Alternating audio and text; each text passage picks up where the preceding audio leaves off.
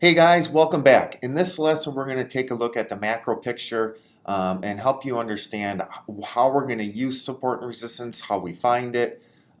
So prior to jumping this lesson, you may want to open up your chart layout cheat sheet that we had a few lessons back. It's also available in the toolbox, just so you have an idea or can kind of remember as we're looking at some chart examples what all of my lines and all of my indicators are. So with the macro picture, we're going to be looking at support and resistance on longer time frames. Understanding the macro picture is extremely vital, and we can use it to help determine when we're going to take profit or what our target should be, as well as to look at the reward to risk to help us to determine the validity of a trade. Major support and resistance levels are going to act like magnets. You're going to hear me say that a lot throughout the training or when I'm looking at setups and giving examples. Price is drawn to them as it's where most traders are going to decide whether to go long or short. For my magnets, if you look at the cheat sheet, I look at the prior day high and low, the current day high and low, VWAP, which is volume weighted average price, high volume nodes, as well as daily point of controls. So let's hop into some examples. On this example, we have an exhaustion short setup, and if I was looking at this trade as we were coming up here price and getting near this swing high, I would start to notice that we had a potential exhaustion coming, and I would have waited, and when I saw that this signal was about to form, I would have said, all right, what can I potentially use as my first take profit or what I'm going to target? And I would look, we have this high volume node here. But this is on when I'm looking at my intraday chart, this is just looking back 3 days. We also have this the volume weighted average price down here. I'm probably going to look at the volume weighted average price as my first take profit. And in doing so, it allows me, prior to getting into the trade, to determine my reward to risk. So on this trade, if you look, if we entered approximately around, let's just call it 3209 to keep it easy. And our take profit, we're looking at 3201. So we're looking to make 8 points. On this setup, I probably would have risked 2 points. We're going to get into that more in trade management in next lesson, so don't worry about that for the time being. And that would have wound up being a 4-to-1 reward to risk, a trade that I would be happy taking. Typically, anything over 2-to-1 is what I'm looking for. 3-to-1 is great. 4-to-1 or better is amazing. So every morning pre-market, I have a routine. The first thing I'm going to do is I'm going to write down the major support and resistance levels, and we're going to go through all of this in a second. And then I also look at where is price in relation to all of my magnets. And what should my initial bias be on the open? Now, the market can and will do anything. So again, it's a bias. It's not set in stone, meaning that, it can't change or that it's not going to change throughout the day, because it will. So if we're trading above the prior day's high, I'm going to have a bullish bias.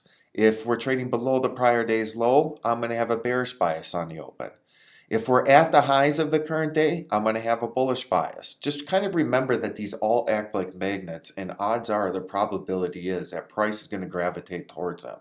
If we're at lows of the current day, I'm going to have a bearish bias. If we're kind of in the middle of those ranges, I'm going to be neutral, and I'm probably going to be a little bit more patient on the open and wait until I get a better idea of what direction the market's going to go before taking any trades. If we're above a high volume node or something like a point of control, I'm going to have a bullish bias. And again, if we're below a high volume node, I'm going to have a bearish bias. So let's go through some examples. Let's assume that this is the prior trading day. The market's about to open, so we're going to have a new candle that's going to be forming here on the open. I would look at this for my major levels, and I would look at this point of control. I would look at this high volume node right here. I would also look at this high volume node here. I would look at this point of control, which hasn't been intersected, that comes from a long time ago. This point of control that hasn't been intersected yet. And then, if we started trading way down, throughout the day, I'm going to be going back and referencing my daily chart, because if we start selling off, really far, who knows? If the market takes a big hit, we could come all the way down to this point of control that hadn't been intersected. So basically what I'm doing is I'm paying attention to where these levels are. And let's say price came down and broke down and came down to, it looks to be about the 3012 area. And again, it's not always an exact price. I'm going to look at an area. If this lined right up with 3010, I'm going to say, all right, 3009 to maybe 3011. I'm not going to, it's just not one price. So if price started trading down here and we had some other signs of, let's say, exhaustion or absorption, or maybe we hit a low tick of the day at low price of the day right at this level, and we get a potential long setup, I'm going to take that long because number one, that major point of control or that major high volume node held. Number two, when something like this happens, odds are I'm going to look to hang on to this position a little bit longer than I normally would. Just knowing coming off of a big major level like this, if it holds, it really could get some legs and run.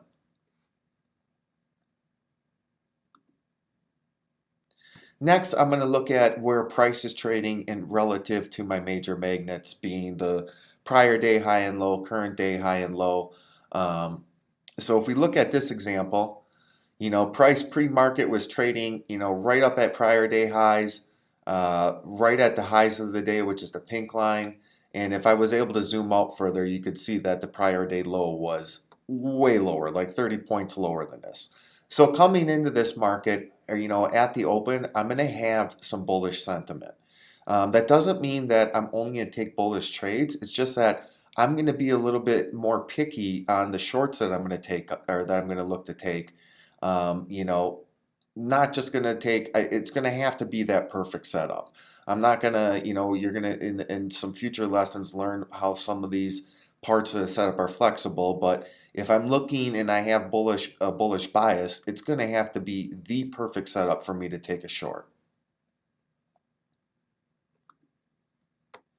If we look at this example, here's an example where I'm going to have bullish bias again. Pre-market, we're trading right at the highs of the day, and we're also trading way above the prior day's highs. So, just naturally, I'm going to have some long bias. And again, it doesn't mean I won't take shorts, but I'm going to be looking for that perfect short setup. Or maybe I'll be a little bit more patient and I'll wait for a high volume node to form on the intraday chart. I'm just going to be more patient with those setups. Doesn't mean I won't take them, but I'm going to be more patient looking for that perfect setup. Whereas with the long setup, I'm going to, be willing to be a little bit more flexible on some of the criteria of the setup. Maybe we don't have the perfect B volume profile when I'm looking to go long. Maybe that tick count isn't quite at negative 200.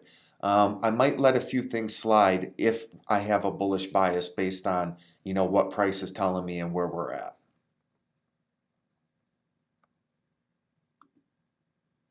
Here's another example. You can see here's the prior day high, here's the prior day low, here's the current day high and current day low, and we're smack dab in the middle of the range.